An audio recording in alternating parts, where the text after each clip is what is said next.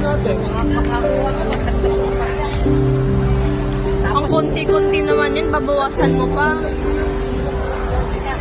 Mas marami ka pang barya yan sa bahay. Baka may kuryente. Ay, ano, ate mo? Ako, hindi, ganito na. Ako na lang maglalaki yan.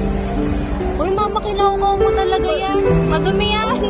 Nasa loob ka ba? Naman, sayang yung O, sige, 2 piso Huwag sa na yun, yung dami man ng 20. Oo, saan mo nasasakyan? Subukan mo na sa driver seat. Tama na. Sarap mo ito. Tama na, Tapos dumi-dumi. ayun lang, 2 piso.